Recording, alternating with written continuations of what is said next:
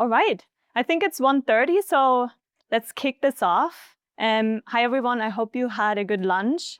My name is Julia. I'm product manager here at Microsoft working in Azure, so not in one of our IDEs, even though we love it. And me in particular, I work in Azure API Management. Do we have any Azure API Management customers in the audience? Oh, yay.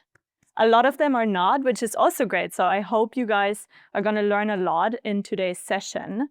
So my session today is first kind of telling you a little bit about more how we've evolved Azure API Management, in particular in the era of AI, what we've been up to. But then in particular, let's dive a little bit into MCP, the Model Context Protocol, and why is this important when we talk about Azure API Management. For all of you who are not familiar with MCP or MCP servers, this might be a very interesting area as well. And then also let's take a look at how, in combination with our IDEs, in particular today with Visual Studio, what are some of the consumption experience and how can you test as a developer, how can you build these, but then also as an enterprise or organization, what are some things that you want to consider as well. With this being said, before we're jumping right into MCP, let me talk a little bit about some of the challenges we have seen in the API space in the era of AI right now. So everyone is building AI apps. Everyone is building agents, right? So you have your front end. And then you also have your back end, which usually comes with an AI model. It comes with data. It comes with tools.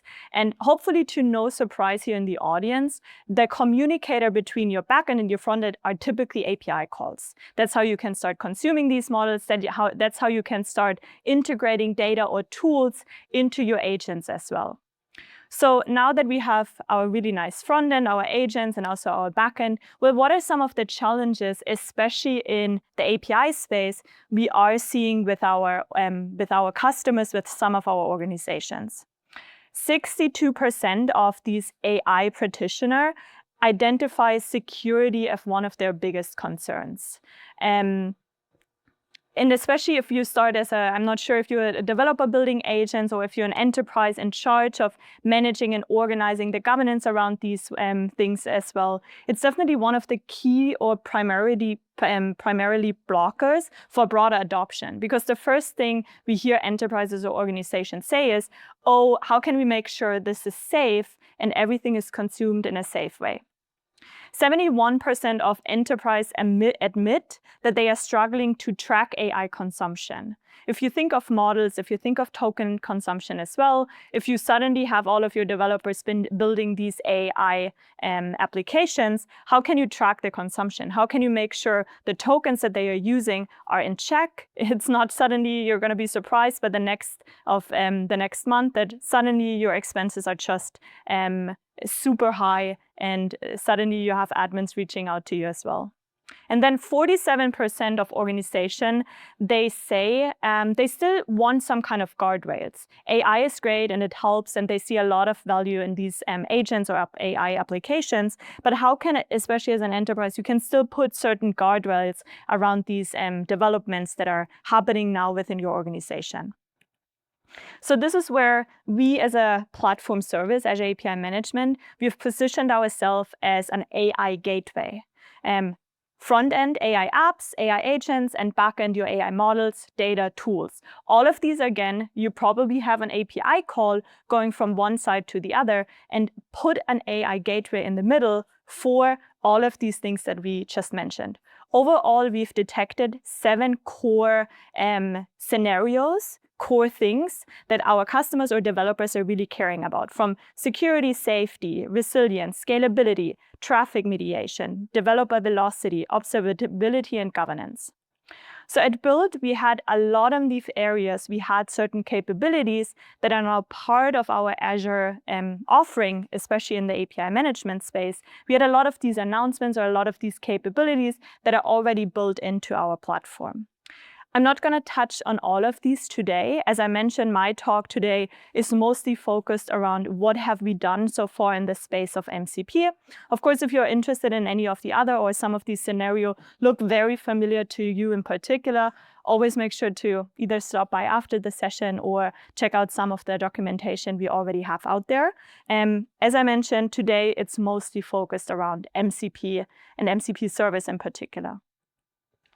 Out of curiosity, who would say I'm still new in the space of MCP servers here in the audience? Okay, perfect. So most of them. So that's probably why I wanted to also talk a little bit more about the fundamentals. MCP, the Model Context Protocol, is an open protocol that standardizes how applications provide context to LLMs.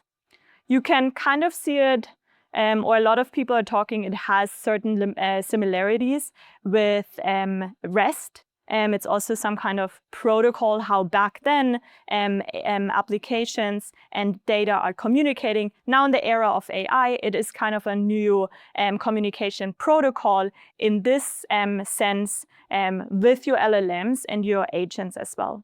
And the huge benefit here is if you have a model context protocol, if you have a server or a client, it makes it really easy to switch between different LLM providers, different vendors. So you don't have to just build your data integration for one. You can actually make it more flexible, and whatever LLM you're plugging into your agent, it will start to be able to retrieve that context from your data.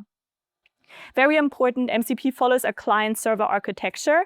So you always have a host application that can connect to one or multiple different servers. So everyone here in this audience who's familiar with APIs, this should be one of the things, and that's kind of when MCP started to evolve last year in November. That's when we saw the architecture diagram, and us being an API platform, we immediately started to connect the dots, and we were like, oh, hey, there are actually a lot of similarities in APIs and how it works and what it provides. All transports use JSON RPC2 to exchange messages. So again, a lot of similarities, what we have seen or what's being done in the API space as well. This being said, very high overview architecture. So on one end, you have your host with MCP clients. Think of GitHub Copilot, Claude, Copilot Studio. Now also VS Code as the hosts with these MCP clients built in. Then you have your MCP servers, and overall we differentiate between two different types. One is the local MCP server and one is the remote one. And remote in particular, coming from an API platform perspective, that's where immediately we started to click and we are like, oh wow, there are so many similarities.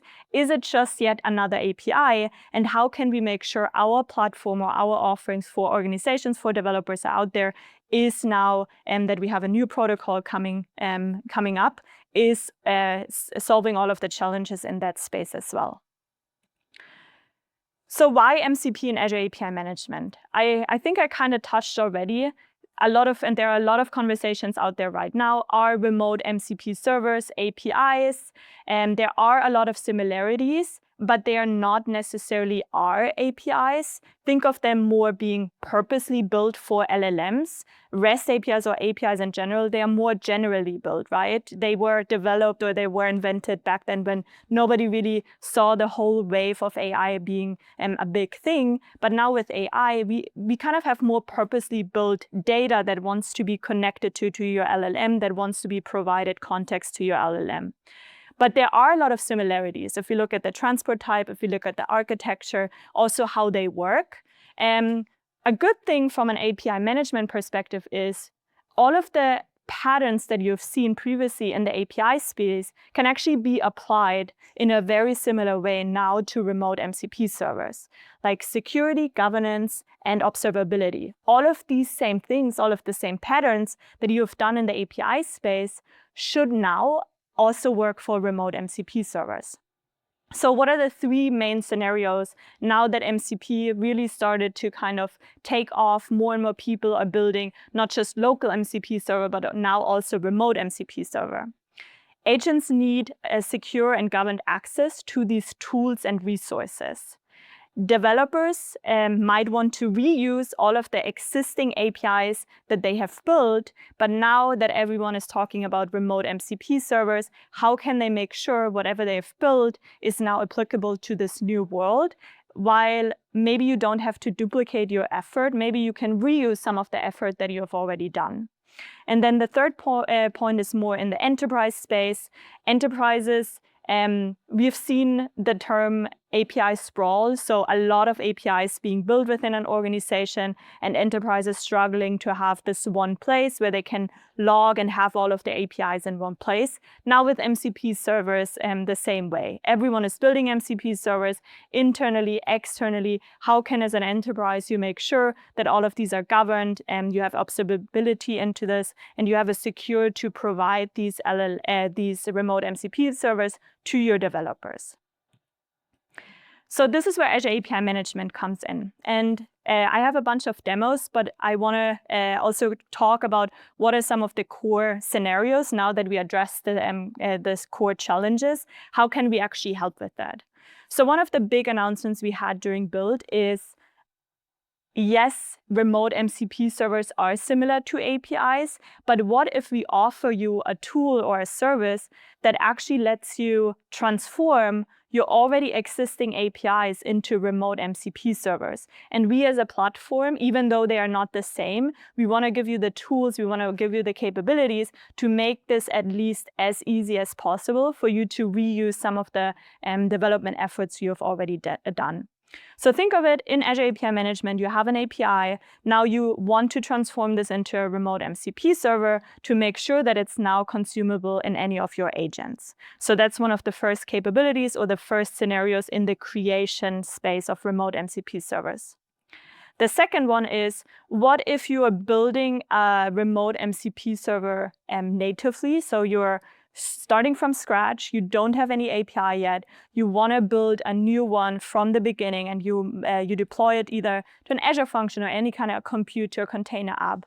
Or even if this is not internally built, what about all of these remote MCP servers that are out there? How can you make sure everything goes ideally through the same AI gateway? So this is where now in API Management, we also support the type MCP.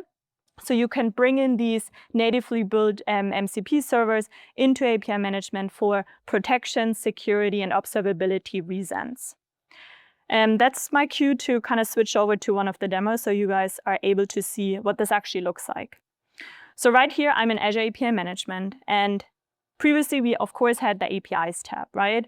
So what I did here is I brought in a bunch of different APIs, either from an Azure function, from a Logic apps. I also just built my own native REST API, which is my on-call API, and my support ticket one. All of these APIs, of course, come with different operations, different endpoints. I was not very creative, so I only had a bunch of different GET operations in here. So what is now the MCP support that we talked about? In API Center, you're now able to find MCP tab. And in here, we talked about the two different scenarios, right? Either you want to expose an already existing MCP server, let's say a third-party MCP server that is out there, or maybe something you built in a Logic, in an Azure function or ICA, and you now want to just bring it in for governance capabilities.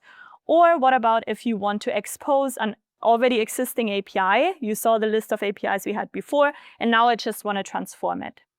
So let's go through the steps here. Once I click this and I want to transform my already existing REST API, I get the option to select whatever API I already have in APIM. Let's say I want to pick the on-call API.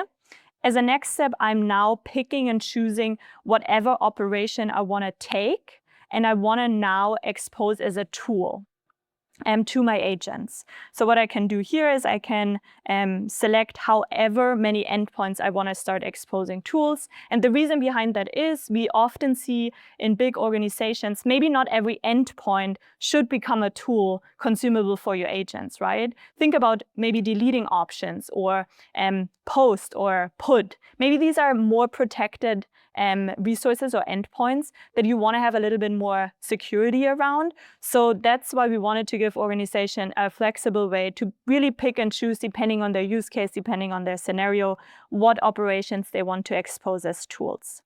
Then you're providing a display name, a name, and a description.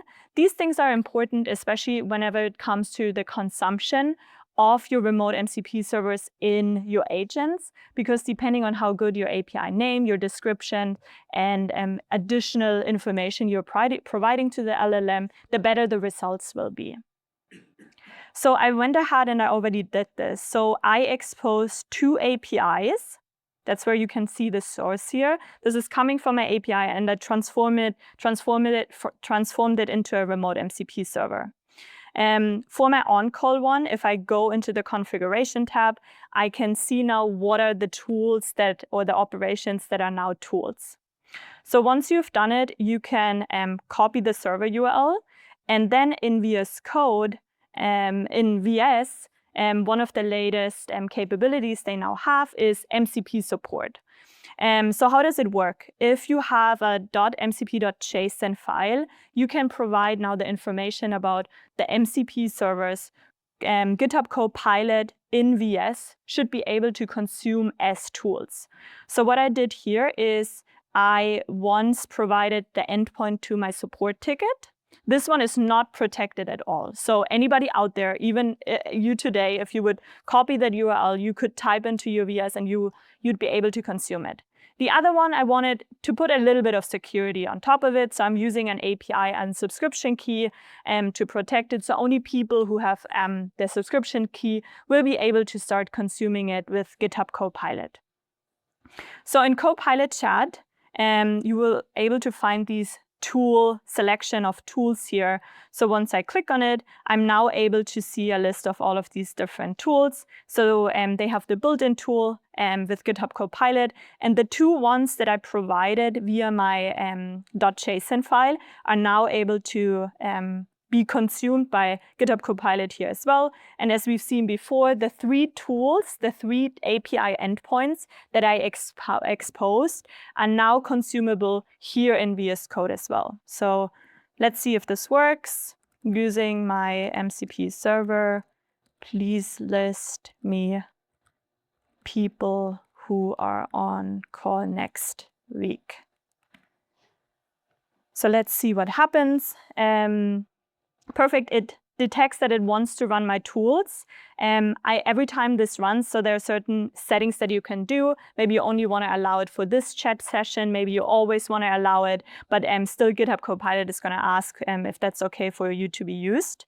If you do this for the first time, and because I protected this one with an API key, I of course have to provide the API key. So either a pop-up window or your environments variable, that's where you define your API key. So now GitHub Copilot knows that it is also allowed for it to be used. So now it ran it, and now it shows me perfect the list of people that are going to be on call next week. All of this, remember, we actually transformed my API. So that's actually an API call that is happening under the hood and is now able to provide the context, the data to my agent here in VS. So what about the other scenario? The other scenario is about, I want to provide, I already built one. Maybe it's a third-party API, a MCP server that I now want to bring into API management. Let's see if I can find a public one that is out there.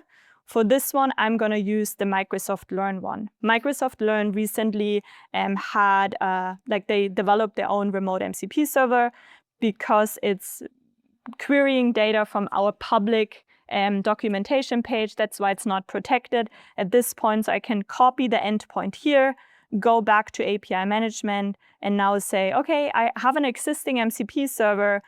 I'm going to provide you the MCP server base URL, display name, docs. I'm just going to name it like this. I'm going to provide, I can specify what my endpoint should look like. Microsoft Learn. And now I can create it. That's going to create it. And now I'm able to see the recently created MCP server here. And rather than pointing to my public endpoint, now I put it behind an API management solution. Again, for better protection, security, and observability reasons. So what does it mean? If I would go in here, I could now start applying policies on top of my remote MCP server to start changing the behavior for security or traffic reasons. One of the very common use cases I see is rate limiting, or of course from a security, maybe OAuth, you want to do JOT validation. So any kind of these policies are now possible to now that I have it in APIM, I can use the policy engine that comes with API management. Let's go back here. All right, so now we created these MCP servers. What are typically next steps? One of the biggest questions and one of the challenges we saw at the beginning is, what about security?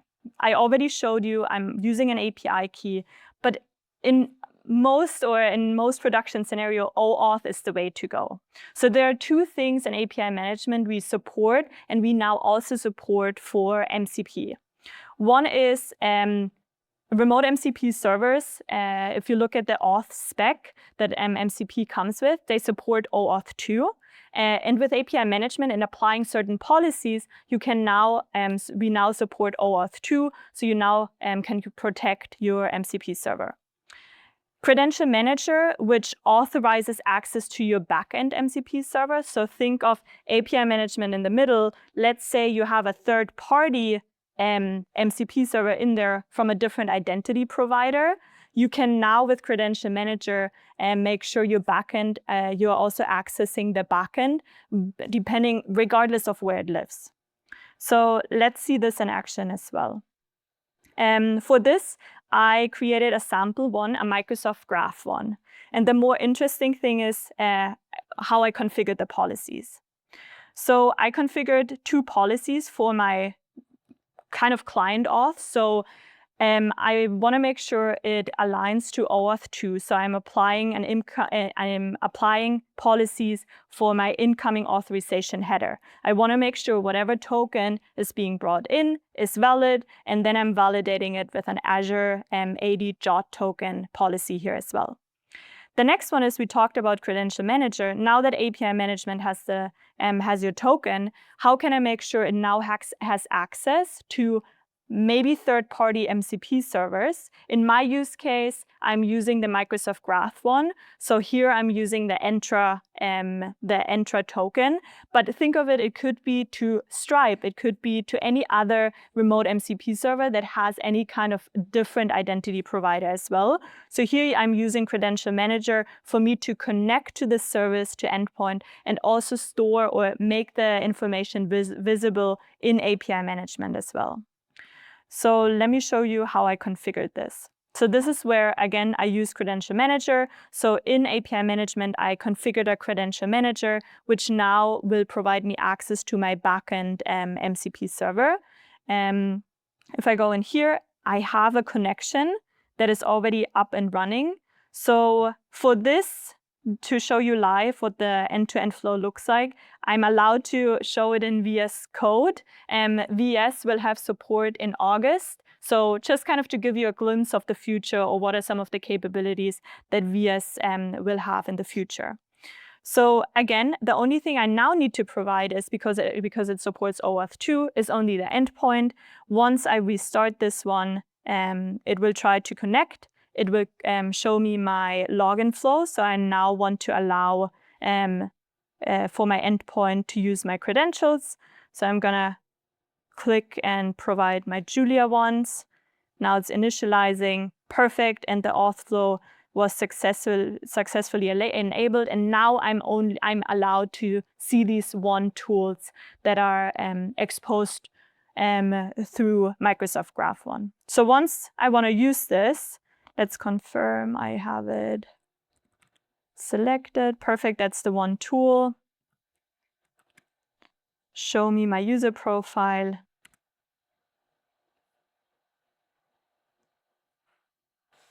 Perfect. Very similar experience, just to give you a glimpse of what the experience in VS will look like in September. So now I'm doing this. And now it's retrieving my information, my personal information, and that's why protecting these data, these endpoints with OAuth is very important. So now once that I logged in, it is using the connection that is being created and is now able to retrieve my data on behalf of me, so it is able to display personal information as well. All right, so that's the security aspect. So these are two of the main things that we see as one, how do I create it? How do I build it? The next question is always about how do I make sure that it is secure and that it is from an especially enterprise organization perspective good for me to be used. So the last challenge, the third one, is around discoverability and observability. That's what I mean in that sense with governance. So now you have your first developers in your organization. Maybe you are the one building these remote MCP servers. Maybe you're building them natively. Maybe you're using APIM to transform your already existing APIs into MCP servers. Now suddenly more and more MCP servers are being built. Maybe suddenly also all of these third-party MCP servers out there are starting to become crowded and more people want to start using them, right? So that's what I meant with API sprawl, what we've seen in the past. Now started to apply to the same space, the remote MCP server space. And you actually need, as an enterprise, a secure way or one single place where you can start logging the information, you can create metadata around it, you have everything in one place before you're exposing it to your internal developers for them to be consumed in any MCP host. So this is where Azure API Center comes in. Azure API Center is part of the Azure API Management platform. So if you're already an Azure API Management customer, you can use Azure API Center for free. Think of it kind of as a layer or a registry on top of all of your gateway solutions. Because very commonly, you might not just have one gateway, you might have multiple different gateways. And you truly need this one place where you can store and bring every information into one place. So what I did as a demo, I built mcp.azure.com.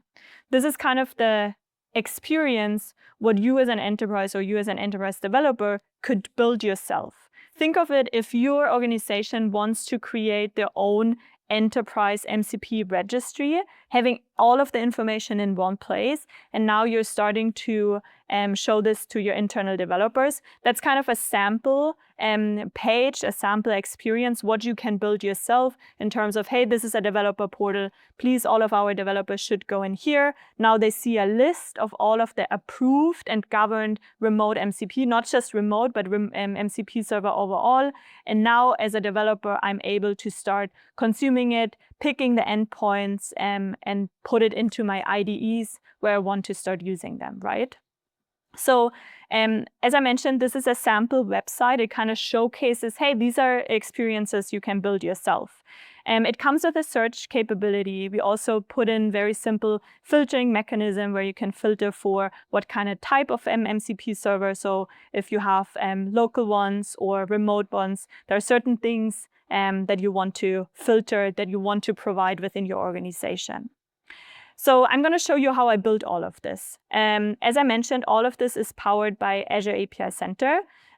So that's why in Azure, I now have API Center up and running. And again, that we have the developer portal, which is our front end, and all of this is powered through our registry here in Azure.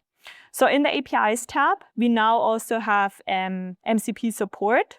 So you can bring in all of the information that you start to gather within your organization into one place. You want to make sure everything is in here. We also support the concept of metadata, which means maybe all of your assets need to store additional information on top of it. In my API Center MCP registry, I currently store 6 additional information like visibility, category, vendor, endpoint. And all of these informations should look somewhat similar because these are all information you were able to see previously on our developer page, on our portal, on our registry itself as well, like vendor, like type, like category. So here are ways how you can say, oh, these are certain things we want to store within our organization to make sure we truly have this registry and that I can now start sharing with our organization. Let me give you an example. For example, my GitHub one, I stored information like the visibility should be true. So it should be everyone should be able to see this on the registry. I am able to define the categories, the vendor, the icon, because I wanted to make sure it looks nice, and also the type. So how do I come from here in API Center in Azure to the portal experience, right? So every API Center comes with a built-in portal experience. So you can go into API Center portal, settings, and you're able to now view this API Center portal. This is built in, so you don't have to build this yourself. When I started this and when I thought about, oh, what would be a cool demo for me to showcase and build, I kind of wanted to make it look a little bit nicer. I wanted to customize it, right? The API Center portal is powered through a data plane API. So all of the information you have in your backend, you have in Azure, you can funnel through your data plane API and you can put into your API Center portal. So that's how I was able to build and modify slightly the UI and the look and feel. And that's why it's truly an enterprise registry, because every organization out there might have different requirements. Maybe you want to change the layout, the look and feel, maybe have different logos in there as well. But just for you to know, there are certain ways how you can build it. So let's talk a little bit more about the settings, so what I did here. The first thing is the concept of visibility. You might be wondering, well, I'm talking about an enterprise registry. Why is everyone able to go and look at this website? We have a setting called anonymous access, which means you can, if you want to, you can make your developer portal experience public to everyone, which might not be the case within an organization. If you don't want to do this, you don't have to enable this. This would need in your organization, this is protected by Microsoft Entra. So every developer who wants to start consuming this, they first have to sign in, and only if they are allowed to see the list of APIs. For my showcase in particular, and just for everyone out there to be able to see it, I wanted to make this anonymous, so I didn't necessarily care about auth. So that's why I enabled it, and that's why you're able to see it. More likely, you will probably not enable anonymous access because it's in your enterprise context. You want to make sure only people within your organization are able to see it. What else comes with visibility? So there are two things to it. One is your registry in Azure, which look at it as kind of like a dumping ground of these are all of the information we want, like we have right now. And a lot of maybe admins first need like a way to see what is even out there. Like, are these secure? We might have certain processes in place, like approval processes. Like first, let's get every information in there. And only once you are confident that whatever should be consumed by your developers, you now want to make visible. So I configured my visibility metadata only if I configure it to be visible or like my metadata set to true, then it should show up in my portal experience. And then last but not least, my metadata, I wanted to make sure I want to expose certain metadata also in the portal experience. So in the metadata tag, you're able to define what information should be visible. What I typically see is organizations also storing more sensitive information in here. So you might not want to show every information that is out there. Maybe some of these things only a handful of people should be able to view. For example, for me, it's the visibility one. It's not information that needs to be consumed in the portal experience. So in my use case scenario, I decided to expose a few things, but not everything. All right, so on my mcp.azure website, one of the categories is called endpoint. If I click on this one, this means all of these are endpoints that are publicly available. I think one of the examples we saw was the Microsoft Learn one. It's a public endpoint. Anybody out there can use it. What we talked before is hopefully you're putting this behind an AI gateway for governance, security, and observability reasons. So what I did is I put this, very similar to what we've seen in the demo before, I put this endpoint and put it behind APIM.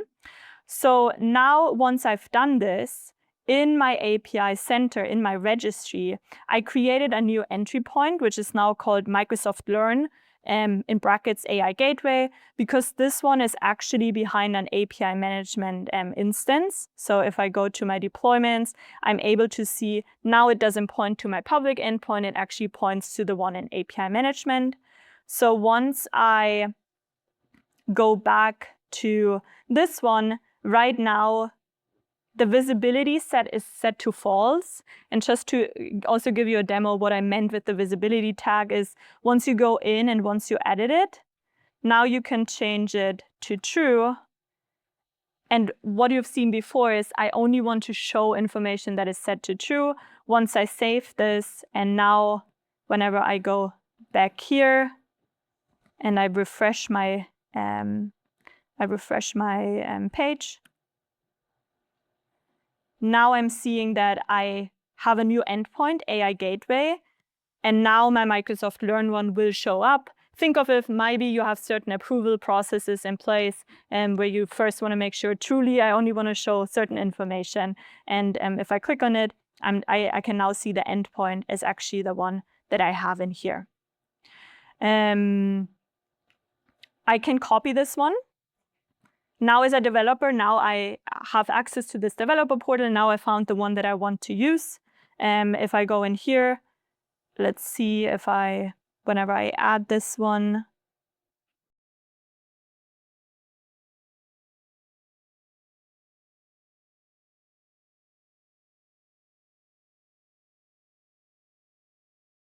just gonna use this one, I'm gonna change it.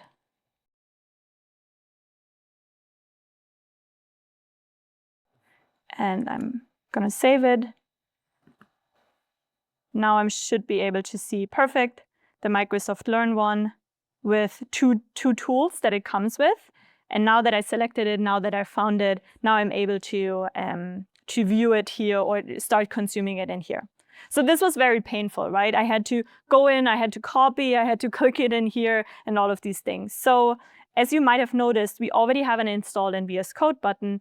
In August, we will also have an install in VS button. So to make the consumption experience even smoother, as a developer, now you see it perfect. You don't want to go through all of the hustle to go in and copy it and just put it in VS itself. Another thing is worth mentioning. We've been working with VS Code, but also VS and also GitHub on what we call, or what is called, an MCP registry spec. Think of it, is there a good way to start consuming all of these MCP servers that we've seen in the developer portal itself as well?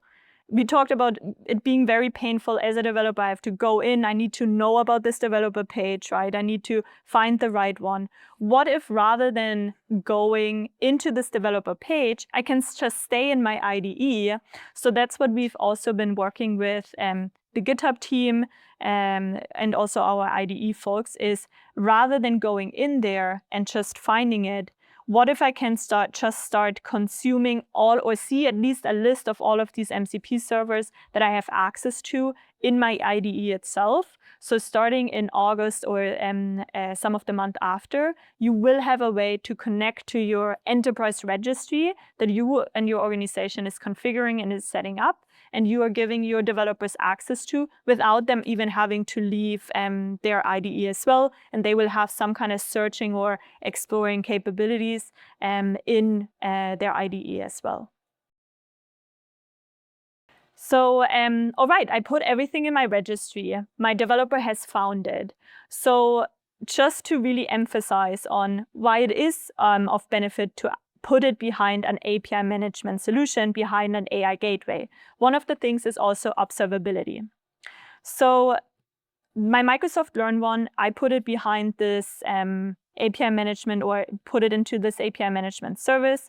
We talked about security, different policies. What about the observability part of it? So this is where API Management offers an application insights connection. So what I did is I enabled applications inside and I created my own workbook. So I can reset this filter here. So what I did is, think of it, you want to know more metrics, more observability, things that are happening with your remote MCP server. Right now, the only one is the MS Learn one that I have in here. But of course, think of it from a more scale. Ideally, you want to have all of your remote MCP servers in there. And this is just a few of the examples what you can start tracking. For example, what about success or failure rate? Are all of the calls successful or not? What about why did they fail? So you can now really starting building your own dashboards, your more things that gives you observability in what is happening with these remote MCP servers. Another example is maybe you want to do a breakdown analysis. Some of the things I see very commonly is IP address, what kind of client is consuming the MCP server. So you can start splitting out these things. For example, if you have different IDEs within your organization, or you want to make sure only certain IP addresses are using these remote MCP servers, these are all of the observability metrics that you can do within API Management to truly bring everything into one place and to make sure it's consumed in the right way, but to also have the observability into it.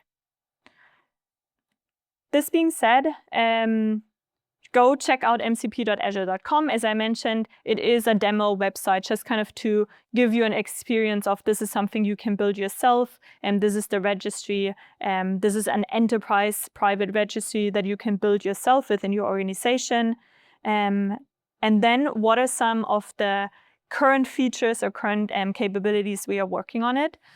I remember last year in November, that's kind of where MCP hit the API space, or at least us, and we first started to hear about MCP servers, MCP in general. In January, it really started to take off.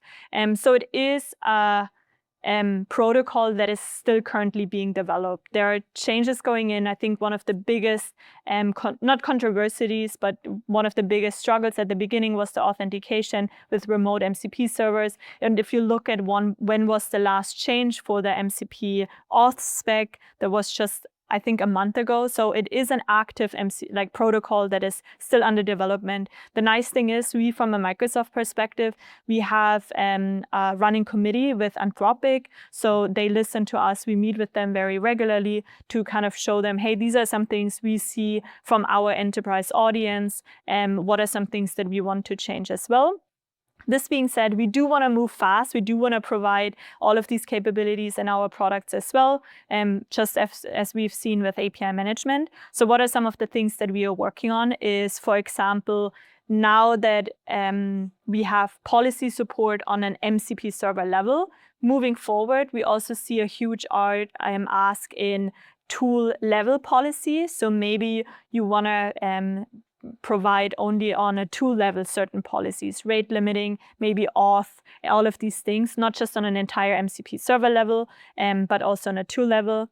Also, some of the things we've seen is, especially if you transform an API into a remote MCP server, it truly depends on, right now, your open API spec on what kind of description you have. I think I kind of mentioned it before, your LLM is only going to be as good as whatever information you're providing to it. So the biggest struggle right now we've seen is if you're truly converting it, it depends on the information you're providing us. So how can we make sure it gets better once you do the transformation? And one of the biggest thing is, if you provide more context, more description to your even tool level, but also MCP server level, it's just going to be much easier to be consumed on your agent side of things. So this is also support we are working on in the future, where you can go in and you can actually start changing the description on a tool level itself as well. We kind of saw it. You can do it right now on an MCP server level. Dashboard and observability, I kind of showed you some of the things today. These are things that you have to go in and you can configure yourself. A lot of, especially enterprises, are looking for something more out of the box. So starting in September, we will start just giving some more built-in functionalities and making it easier for you to get the right metrics without having to go through all of the hustle of building your own metrics as well.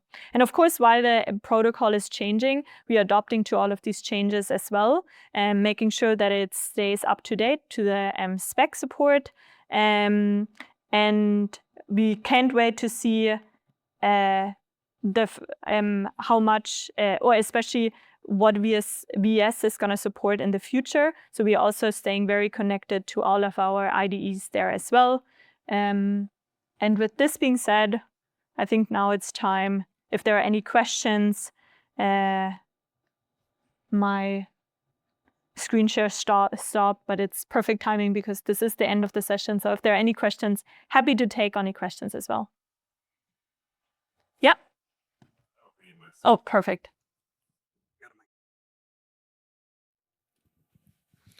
I know a lot of the focus was on Azure, but we've got a lot of internal ASP.NET APIs that we would like to expose to our internal agents that we're building. Is there any kind of tooling that we can get out of this to convert our existing APIs to MCP like you guys are doing for the Azure APIs? Mm-hmm. We are working, I'm not sure if that's released yet, but we've definitely heard this from, regardless of where you're hosting your APIs, if that's something we can help our folks, especially in the .NET space. We are working, I don't think it's released yet, but it's definitely one area we are looking at, yeah. Right now in API management, but I know, of course, only if you're using it, but yeah.